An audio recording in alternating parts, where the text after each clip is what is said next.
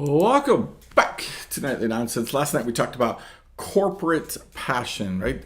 A lot of us do church that way. We do Christianity that way. Whatever our church has a passion for, whatever our pastor has a passion for, whatever our leadership has a passion for, we have a passion for it. We don't really stop to consider anything else, right? There's a lot of people who have never been asked that question. What do you have a passion? Jesus put it this way: who do you say that I am?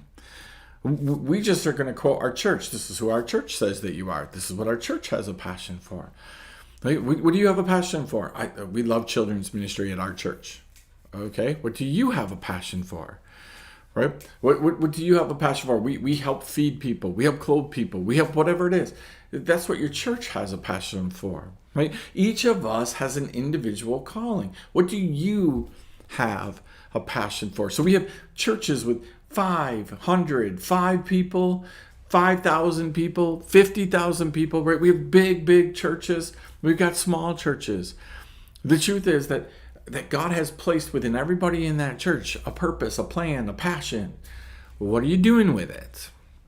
Right? Are you just selling out to whatever it is everybody else is doing? Or do you have individual passion? That's the flip side of the kingdom, right? The king can walk out to his people and say, what are you doing? How can I help you do it better?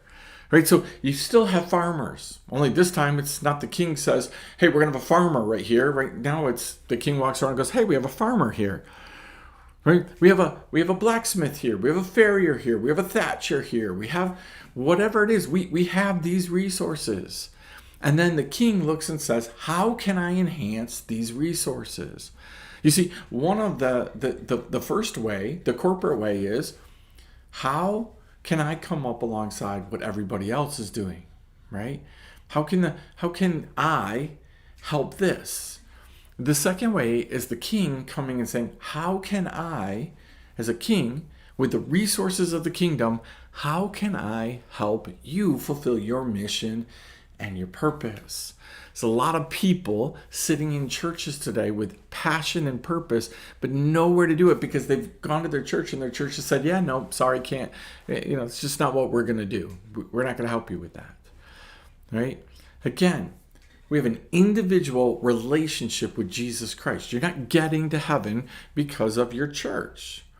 Right? They can aid, they can help, they can enhance, they can edify, they can help discipline, they can guide you, they can direct you, all the things, but you're not getting to heaven because of your corporate church view. You're getting to heaven because you have a personal relationship with Jesus Christ. Does it make sense that Jesus would then personally commission you in the kingdom, right? What do you want to do? What is it that I've given you a passion for? Ask me. I'll help you, right? I'll show you what I've given you a passion for, what I got a plan for. I'll do all of those things for you. And then what? Oh, then I will resource it. So God says, man, I'm going to give you. There are a bunch of people sitting on a bunch of resources and they have no idea why. I hear that frequently. I got all of these things. I don't know why I have all these things, but probably because God has a purpose and a plan for you to use those things. Right? I got all this property. I got the bank account full. I got all of this or this or this or this. Right? Oh, God says, I want you to do something with it. Right? So again, we have two different philosophies. Right? The corporate philosophy is, here's what the king's doing, come join him. And then we have the other side of that. Here's what the people are doing. Have the king come join them and help them. Right? Now again, does the king have the right to go up to individuals and say, you're off track. You're really just serving yourself. You're not serving the kingdom. Yes. There's a whole bunch of people walking around using the gifts and the talents that God has given them for themselves. They're building their own little kingdoms.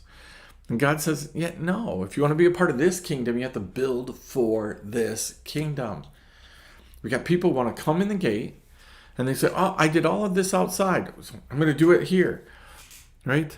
It isn't going to work because you're not building for the kingdom, right, of God. You're building for the kingdom of yourself, your boss, your family, whatever it is. right?